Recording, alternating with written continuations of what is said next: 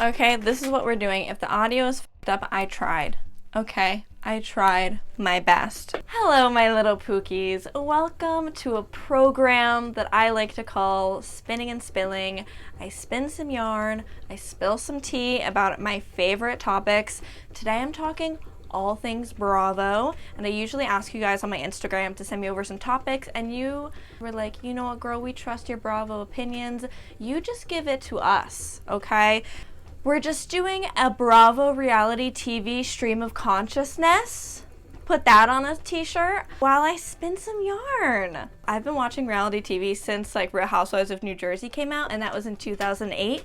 So I must have been like nine years old. That is why my brain is a little bit rotten, okay? So before I hop into the Bravo of it all, I would like to talk about the Traitors because the season finale was last week at the time of filming this. First of all, putting Bravo celebrities on like a gaming type show, absolutely genius. I honestly thought that Phaedra was going to win the whole thing. I'm honestly shocked that she did not win the whole thing, and that's because Dan has a giant ego and literally threw his other fellow traitors under the bus. That's not the point of the show. The point of the show is for like the traitors to like live on. I'm excited for the next season. Could you imagine Real Housewives Ultimate Girls Trip except it's the traitors? Let's talk about Vanderpump Rules. Obviously we're in the aftermath of the Scandival. I knew this season wasn't going to be as good as last season, but that happens with all shows. It's hard to have groundbreaking season after groundbreaking seasons. Like, you're gonna have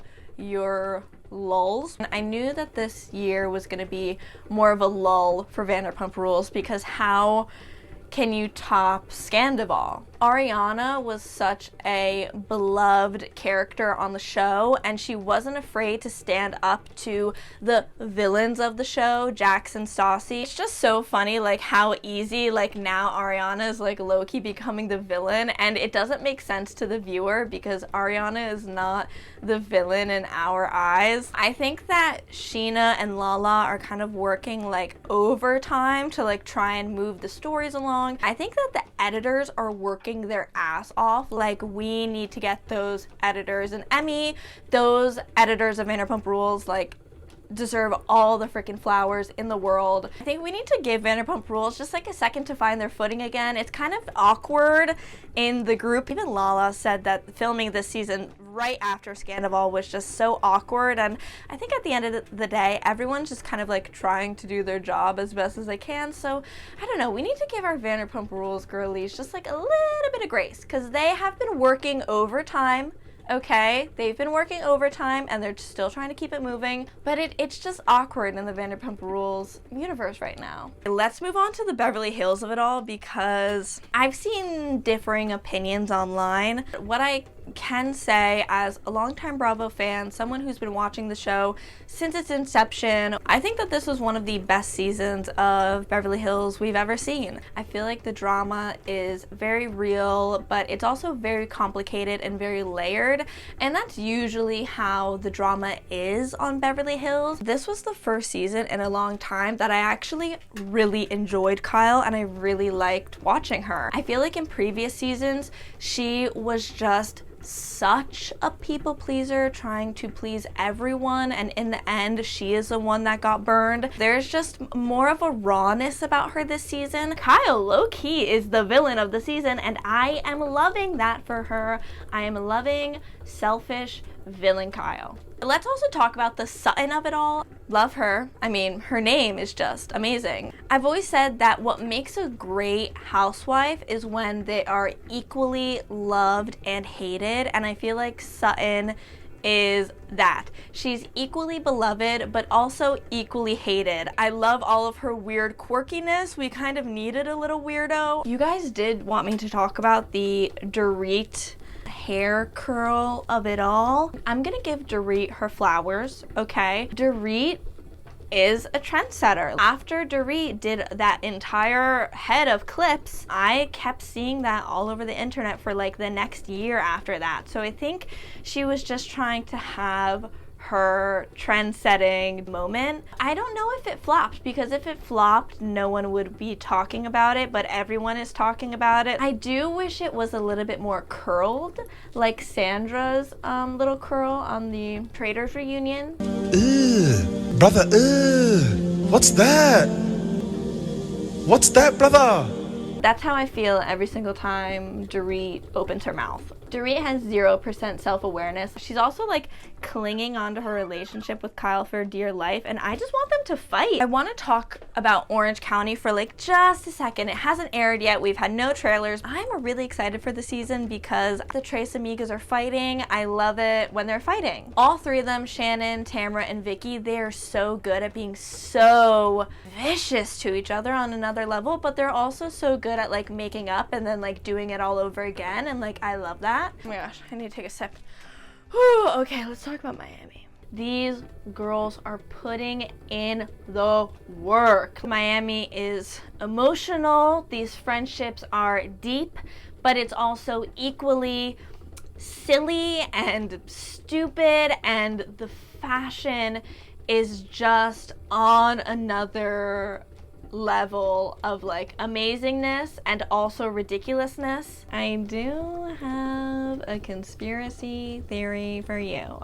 I don't think Larsa can read. It's giving Leah Michelle is illiterate, and like every time she tries to read something, she reads it wrong, or she reads it like grammatically incorrect. It's almost like her lip filler is only allowing her to say a certain amount of words per sentence. I do think she's a great housewife where she is equally hated and loved at the same time, so I think she's a solid, great housewife.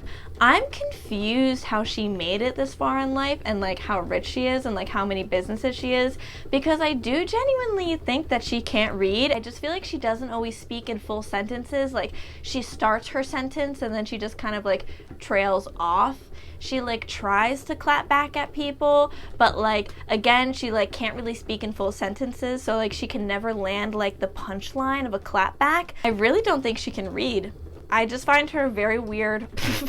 Really just don't think she can read. Everyone else, 10 out of 10. I think Marisol and Alexia should go on the Traders. Okay, let's talk about Real Housewives of Atlanta for just like a hot second. When it comes to Real Housewives of Atlanta, I was of the opinion that like they need to just completely reboot. They're bringing Portia back on. Kenya will be back on. Hopefully they can get it together this year. That's all I gotta say, because honestly, they're on thin ice with me. Their past like 3 seasons have been floptinas. So hopefully they can get it together. I think that they will. I think that this cast is stronger. I have confidence and I have faith in the girlies. I would love it if Phaedra would return to the Real Housewives of Atlanta. I feel like that might be a little Akko Taco with Portia, but I've been actually watching Married to Medicine this year, mostly just because I love Phaedra. I'm so happy that she's back on our television screens. I would love her to be on Real Housewives of Atlanta, but I also like how in Married to Medicine she can just kind of like be messy and then like leave, and then like hop in and like be a little messy and like leave, and like it's okay. So like I love that for her. Okay, great, let's move to Real Housewives of New Jersey. This season could go one of two ways. It could be a great season, or it could be another one of those awkward seasons because Melissa and Teresa like don't want to film together. Apparently there was a physical altercation with Jen, Aiden, and Danielle, so I'm excited to see that. Nobody does physical altercations like New Jersey. And I can say that because I live and I'm from New Jersey, okay? Okay? So I don't want to hear it. Obviously I don't condone violence. Only on the Real Housewives. Anyway, last reunion was so good because Melissa and Teresa, masks off. They're not pretending to be nice to each other anymore. They both have hated each other for a really long time and have played nice for a really long time, and they can just be evil and vile to each other. And I love that because that's real. They really do dislike each other with a burning passion. And I love watching it on TV. Let's talk about Summer House, because honestly, Summer House, oh, I didn't talk about Southern Charm.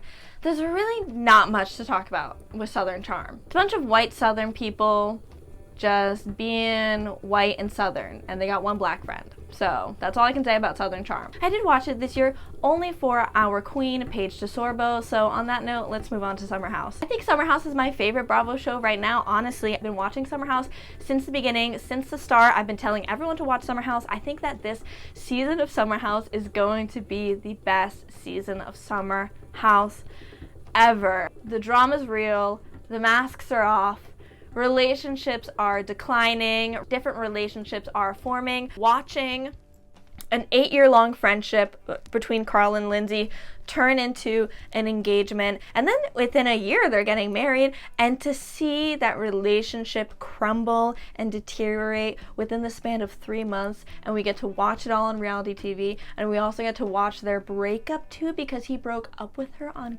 camera.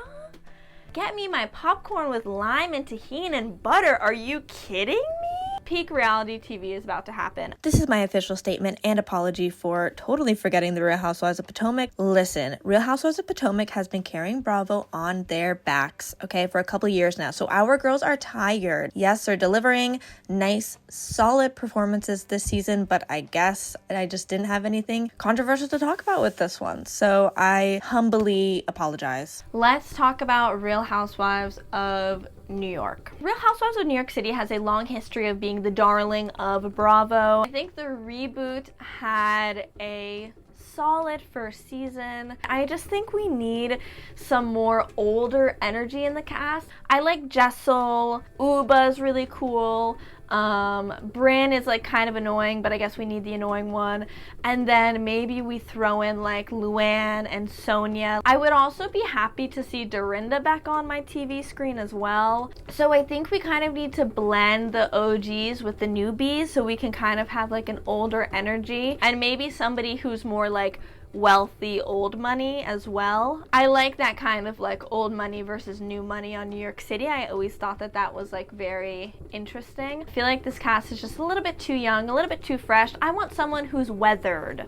You know, those are my thoughts and those are my feelings. I wonder what they're gonna do next season. I feel like Bravo has a lot to think about, honestly. I'm gonna finish this out with Real Housewives of Salt Lake City. I'm still thinking about the season finale. You could not write a better episode of television even if you tried. Like, I could never.